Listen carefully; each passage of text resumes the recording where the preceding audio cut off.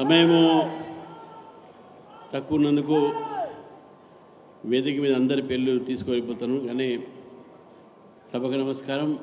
మా ఇద్దరు మంత్రులు ఉన్నారు, కిషన్ రెడ్డి గారు, సంజయ్ గారు, మన ఈటల గారు, లక్ష్మణ్ గారు, అన్న గారు, అందరు పెద్దలు చాలామంది ఉన్నారు ఇక్కడ. అందరు విశ్వేశ్వరరెడ్డి గారు, నాగేష్ గారు, ఎమ్మెల్యేలు ఉన్నారు, పార్టీ నాయకులు ఉన్నారు, స్పోక్స్ పర్సన్స్ ఉన్నారు. ఇక్కడ మీడియా మిత్రులకు, కార్యకర్తలకు అందరికీ కూడా ఇక కొత్తగా అధ్యక్షుడు వచ్చాడు, మమ్మల్ని అన్నం తినేడా ఇంకా ఎంతసేపు మాట్లాడదానికి ఎక్కువసేపు ఏం మాట్లాడాను నేను. దీని తర్వాత మీటింగ్ తర్వాత ఈటింగే ఉంటుంది, మీ టైం కూడా ఎక్కువ తీసుకోను. నాకు ఒక చిన్న ఇన్సిడెంట్ గుర్తుంది. కర్నూలులో అప్పుడు ఉమ్మడి ఆంధ్రప్రదేశ్లో భారతీయ జనతా పార్టీ ఏర్పడే ముందు జనసంఘ్ అనేటటువంటి ఒక పార్టీ నుంచి మన అభ్యర్థి పోటీ చేశాడు. ఆ అభ్యర్థికి దాదాపు ఒక 1000 ఓట్లు వచ్చినాయి. కమ్యూనిస్ట్ పార్టీ గెలిచింది అక్కడ. ఆ 1000 ఓట్లు వచ్చినప్పుడు జనసంఘ్ పార్టీ ముందు మన వాళ్ళు టపాకాయలు కాల్చేస్తున్నారు, బాగా ఎగురుతున్నారు. కమ్యూనిస్ట్ పార్టీ వాళ్ళు అరే గెలిచింది మేమైతే వాళ్ళ టపాకాయలు కాలుస్తున్నారని అడిగారు. అయితే ఒక జనసంఘ్ కార్యకర్తను పిలిచి ఏమైనా గెలిచింది మీరు పటాకాయలు ఎందుకు కాలుస్తున్నారంటే, సార్ పోయిన ఎలక్షన్లో మాకు 300 వచ్చినాయి, ఈసారి మాకు 1000 ఓట్లు వచ్చినాయి, అందుకే పటాకాయలు కాలుస్తుందని చెప్పారు. అటువంటి ఒక పరిస్థితి నుంచి ఈరోజు ఇదే తెలంగాణలో మనం 8 మంది లోక్సభ, 8 మంది ఎమ్మెల్యే, ఒక రాజ్యసభ, 3 ఎమ్మెల్సీలుగా ఈరోజు పరిగినట్టు పార్టీ మనది. ఈరోజు ఆనాడు భారతీయ జనతా పార్టీ అంటే చాలామందికి తెలియదు. నేను సైకిల్ మీద నల్గొండ జిల్లాలో యువమోర్చాలో ఉన్నప్పుడు సభ్యత కార్యక్రమం తిరుగుతున్నప్పుడు డబుల్స్ పోయేది మేము. అప్పుడు మాకు బస్సులో మేము ప్రయాణం చేసేది. మేము బస్సులలో ప్రయాణం చేసి కరీంనగర్ లాంటి, ఇప్పుడు విద్యాసాగర్ రావు గారు చీఫ్ గెస్ట్ ఉండే మెట్పల్లి జూనియర్ కాలేజ్లో, నేను మెట్పల్లి బస్సులో పోయి హైదరాబాద్ నుంచి కరీంనగర్ దిగి కరీంనగర్ మెట్పల్లి వారు ఎమ్మెల్యేగా ఉన్నప్పుడు షికారి విశ్వనాథన్ గారు మీరు మన కాలేజీ మాట్లాడినప్పుడు అటువంటి పరిస్థితిలో మా విద్యార్థి పరిషత్లో పనిచేసాం. మనం విద్యార్థి పరిషత్లో మేము పనిచేస్తున్న సమయంలో అనేక సంఘటనలు జరిగిన ఇంతమంది వాళ్ళు చెప్పారు. కానీ మిత్రులారా, ఈరోజు భారతీయ జనతా పార్టీ ఈ స్థాయికి వచ్చిందంటే దీని వెనక ఎంతమంది కార్యకర్తల త్యాగాలు ఉన్నాయనే విషయాన్ని మనం గుర్తుపెట్టుకోవాలి. ఎంతమంది నాయకుల కష్టం ఉందని గుర్తుపెట్టుకోవాలి. కిషన్ రెడ్డి గారు కొన్ని పేర్లు చెప్పారు.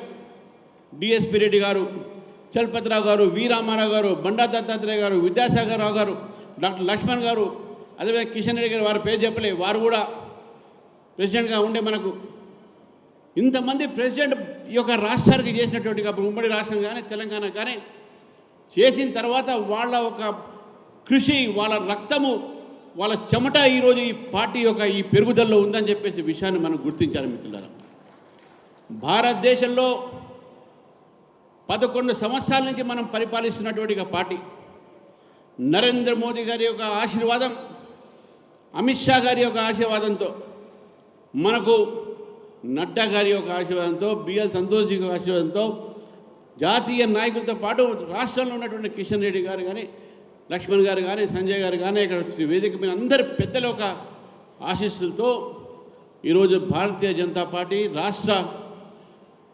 తెలంగాణ రాష్ట్రానికి నన్ను అధ్యక్షుడిగా వీళ్ళు ప్రకటించడం అనేది ఇది నేను చాలా హర్షంగా, గర్వంగా కూడా భావిస్తూ ఉన్నాను.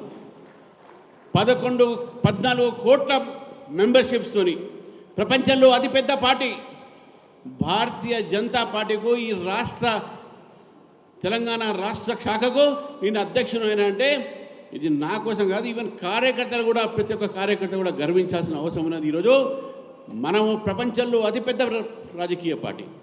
ఈ రాజకీయ పార్టీలో సేవ చేయడానికి నాకు ఒక అవకాశం వచ్చిందంటే ఈరోజు నేను కార్యకర్తగానే పనిచేస్తా, కానీ నేను అధ్యక్షుడుగా, మీరు అధ్యక్షుడు ఇక్కడ నేను కాదనే విషయాన్ని కూడా నేను తెలియజేస్తాను మిత్రులారా. ఇంతకుముందు లక్ష్మణ్ గారు చెప్పారు సమస్త నిర్ణయం ఉండాలని చెప్పేసి, సమగ్ర నిర్ణయం ఉండాలని చెప్పేసి. Yes, there will be a collective leadership ఉంటుందని చెప్పేసి కూడా మీ అందరికీ తెలియజేస్తాను మిత్రులారా. ఈరోజు నిజంగా ఈరోజు పార్టీ పెరిగిందనే విషయాన్ని కూడా నేను చెప్తాను. ఎందుకు పెరిగిందంటే నల్గొండ జిల్లాలో మైసయ్య గౌడ్ అనేటటువంటి భారతీయ జనతా పార్టీ కార్యకర్తని నెక్సలైట్ రోడ్డు మీదకి తీసేసి గ్రామానికి పోతే పార్టీ పని మీద తను చంపడం జరిగింది. అనేక మంది కార్యకర్తలు ఉస్మానియా విశ్వవిద్యాలయంలో కృష్ణవర్ధన్ రెడ్డి అయితేంది, మేచంద్రారెడ్డి అయితేంది, అనేక మంది కార్యకర్తలు ఈరోజు అక్కడ బలిదానం చేశారు. అక్కడ నక్సలైట్ తూటాలకు వాళ్ళు బలయ్యారు. అక్కడ వేదిక మీద ఉన్నటువంటి ఒక మనోహర్ రెడ్డి గారు కానీ, కాసం కానీ, అదేవిధంగా దుగ్గాల ప్రదీప్ కుమార్ కానీ, ఉస్మానియా విశ్వవిద్యాలయం చదువుతున్న సమయంలో మన ధర్మారావు గారు కానీ, నేను కానీ, మీ అందరం కూడా నక్సలైట్ల ఒక బాధ్యతలు, నక్సలైట్లతో మేము పోరాడినాం. యూనివర్సిటీస్లో పోరాడి ఏబీవీపీని అక్కడ గెలిపించి ఈరోజు కూడా ఏబీవీపీ అడ్డాగా ఈరోజు ఉస్మానియా విశ్వవిద్యాలయం కానీ, కాకతీయ విశ్వవిద్యాలయం ఉన్నాయి. దానికి కారణం ఏంటంటే కేవలం కమిట్మెంట్ టువర్డ్స్ ఆర్గనైజేషన్. ఈరోజు Bharatiya Janata Party it's a cadre based party. Bharatiya Janata Party is also mass based party. Bharatiya Janata Party is ideological based party. మన సిద్ధాంతాన్ని మనం మర్చిపోలేం, మన క్యాడర్ని మనం మర్చిపోలేం. ఈ రెండు కలిసి మనం మాస్లో పోదాం. అప్పుడే ఈ మాస్ బేస్డ్ పొలిటికల్ పార్టీ అవుతుంది. మాస్ బేస్డ్ పొలిటికల్ పార్టీ అయినప్పుడు తెలంగాణలో మనం భారతీయ జనతా పార్టీ పతాకాన్ని ఎగిరేయాలంటే, గోల్కొండ కిలా మీద బీజేపీ జెండా ఎగిరేయాలంటే, కాజా జెండా ఎగిరేయాలంటే మన కార్యకర్తలు ప్రతిరోజు కష్టపడి మన పార్టీ కోసం పనిచేయాల్సిన అవసరం ఉంది మిత్రులారా. ఇంతకుముందు ప్రశ్న వచ్చింది, కొత్త పాత అని. కొత్త లేదు, పాత లేదు మిత్రులారా. మన ఇంట్లో పాప పుట్టినా, అమ్మాయి పుట్టినా, బాబు పుట్టిన రోజు నుంచే మన కుటుంబ సభ్యులు. అట్నే భారతీయ జనతా పార్టీలో చేరినప్పటి నుంచే భారతీయ జనతా పార్టీ కానీ కొత్త లేదు, పాత లేదు అనే విషయాన్ని గుర్తుపెట్టుకోవాలి. ఎవరైనా సరే కొత్త పాత విభేదాలు తీసుకున్నారంటే అది పార్టీ శ్రేయ కోసం కాదనే విషయాన్ని గుర్తుపెట్టుకోవాలి.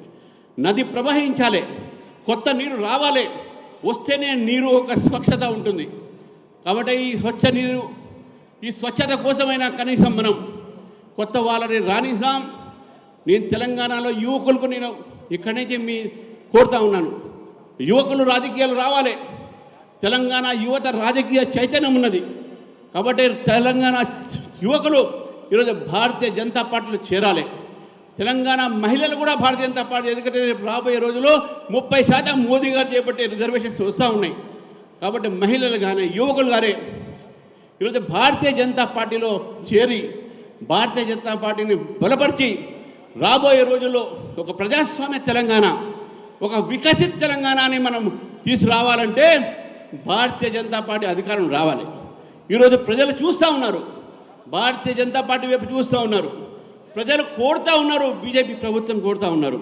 కాబట్టి బీజేపీ ప్రభుత్వం ప్రజలు కోరుతున్నారు. కాబట్టి మనం ఇక్కడ తయారు లేకపోతే రేపు రాబోయే రోజుల్లో మనం అధికారం రాలేం. ఒక రాజకీయ పార్టీకో అధికారంలో రావడమే మనకు లక్ష్యం. అధికారంలో రావాలంటే మనం కార్యకర్తలుగా ప్రజల్లో పోవాల్సిన అవసరం ఉన్నది. మన ముందు ఉన్నటువంటి ఛాలెంజ్ ఉన్నది. ఇప్పుడు రేపు రాబోయే రోజుల్లో ఇక్కడ లోకల్ బాడీస్ ఎలక్షన్ జరుగుతాయి, స్థానిక ఎన్నికలు జరుగుతాయి. ఇంతకుముందు చెప్పారు కిషన్ రెడ్డి గారు, పంచాయత్ సే పార్లమెంట్ తక్ భారతీయ జనతా పార్టీ గెలవాలి, ఆ ప్రయత్నం జరగాలి. కాబట్టి స్థానిక ఎన్నికల్లో కూడా భారతీయ జనతా పార్టీ పోటీ చేసి మనం డెఫినెట్గా మన ఒక బలాన్ని తెలంగాణలో పెంచాల్సిన అవసరం ఉందని చెప్పేసి కూడా తెలియజేస్తూ, మిత్రులారా, 2 విషయాలు మీకు చెప్పి ముగిస్తాను. ఎందుకంటే ఇవాళ కేవలం మనం సంస్థాగతంగా నేను అధ్యక్షుడు కాబట్టి ఎక్కువ రాజకీయాలు బోధించుకోలేదు. ఈరోజు చాలా సోషల్ మీడియాలో చూస్తూ ఉన్నాం, యూట్యూబ్లో చూస్తూ ఉన్నాం. ఒక మన దగ్గర ఉన్నటువంటి బీఆర్ఎస్ సోషల్ మీడియా, ఒక వాట్సాప్, ఒక యూనివర్సిటీ పెట్టుకుంది, fake news creation. Congress party అది కూడా ఒక పెద్ద యూనివర్సిటీ, పెట్టుకుంది ఫేక్ న్యూస్ కోసం. ఈరోజు ట్రోలింగ్ చేస్తాను సంజయ్ గారు చెప్పారు. ఈరోజు ట్రోలింగ్ చేస్తున్నారు. ఎవరిని ట్రోలింగ్ చేయనియండి. నా మీద ఎవరిని చెప్పారనుకోండి, కానీ వాళ్ళకి చెప్పదలుచుకున్నాను.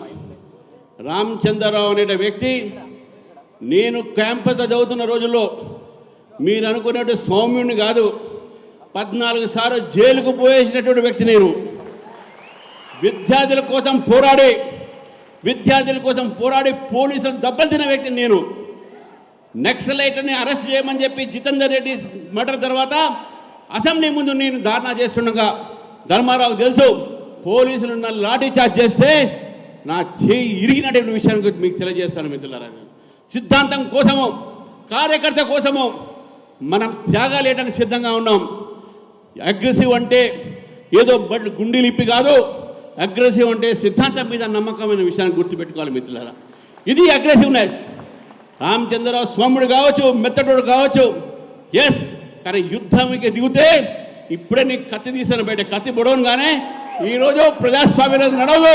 కానీ ప్రజాస్వామ్య పద్ధతిలో ఈ ప్రభుత్వం వ్యతిరేకంగా పోరాటం చేస్తాం. నేను పోరాటం చేసి విద్యార్థి పరిషత్ నుంచి విద్యార్థి దశ నుంచి ఇక్కడ దాకా వచ్చాను. నేను అడ్వకేట్ల కోసం నేను పోరాడాను, న్యాయవాదుల కోసం పోరాడాను, టీచర్ అడ్వకేట్ మన విద్యార్థుల కోసం పోరాడాను. ఈరోజు తెలంగాణ ప్రజల కోసం పోరాడతాను. మీరందరూ కలిసి, నేను సైతం మీరందరూ కూడా నాతో కలిసి ఇక్కడ ఉన్నటువంటి స్టేజ్ మీద ప్రతి ఒక్క నాయకుడి యొక్క సంబంధించినటువంటి ఒక ఏదైతే మనకు ఈ ఉన్నారో నాయకత్వము కలిసి ఒక కలెక్టివ్ లీడర్షిప్తోని ఇప్పుడు కూడా చెప్తున్నాను, నా నిర్ణయం ఒక నిర్ణయం కాదు, అందరి నిర్ణయం తర్వాతనే అది నేను ఎగ్జిక్యూటివ్ మాత్రం చేస్తాను. చెప్పారు ఇంతకుముందు లక్ష్మణ్ గారు. Ramachandra will only preside, collective decision will taken. Yes, it will happen like that. కాబట్టి మిత్రుల, తెలంగాణలో మనకు భవిష్యత్ చాలా ఉంది. చివరికి ఈరోజు నాకు ఈ అవకాశం ఇచ్చినట్టు మిత్రులందరికీ మరొకసారి చెప్తా ఉన్నాను, సోషల్ మీడియా మీరు కూడా ఏ దాంట్లో మీరు క్యారీ అవుట్ కాకండి. మీరు సోషల్ మీడియాతో చూసి, స్వామి వివేకానంద ఒక మాట అన్నాడు, believe in a thing it is true because you have seen it. Believe in a thing it is true because someone do not believe in a thing in a true which is true because someone has said it is true. Do not believe in a thing that is true because someone has seen and said that you are true, that is true. Believe in a thing that is true which you yourself realize it as truth. అందుకనే social media వాళ్ళు కొత్తగా వాట్సాప్లలో దాన్ని చేస్తూ ఉన్నారు. అది మనం believe చేయడానికి అవసరం లేదు. నా మీద నా ఎవరి మీద ఉన్నా మనం బాధపడాల్సిన అవసరం లేదు. దమ్ముంటే డమ్మి అనే మాట దగ్గర దమ్ముంటే ఎదురుగా వచ్చి పోరాడండి, అది అసలైన దమ్ము. డమ్మీలు మీరు కాబట్టి, మీకు దమ్ము లేదు కాబట్టి వెనక నుంచి మీకు పేరు లేని పేపర్లు పెట్టి సోషల్ మీడియాలో సర్క్యులేట్ చేస్తున్నారు మిత్రులారా.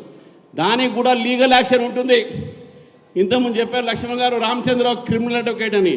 క్రిమినల్ అడ్వకేట్ తప్పుడు ప్రచారాలు చేస్తే వాళ్ళ మీద కూడా క్రిమినల్ కేసు వేసి తప్పకుండా జైలు పంపిస్తుంది. చివరికి మనకు క్రమశిక్షణ చాలా అవసరం. క్రమశిక్షణతో మనం పార్టీని ముందు తీసుకుపోవాలి. క్రమశిక్షణ రహితమైనటువంటి యొక్క ఏదైతే మన కార్యకర్తలైనా సరే ఎవరైనా సరే దాన్ని మనం భరించేది లేదు. కాబట్టి మిత్రులారా, క్రమశిక్షణతోని సిద్ధాంతాన్ని మనం ముందుకు తీసుకుపోదాం. తెలంగాణ ప్రజల ఆకాంక్షల మేరకు పనిచేద్దాం.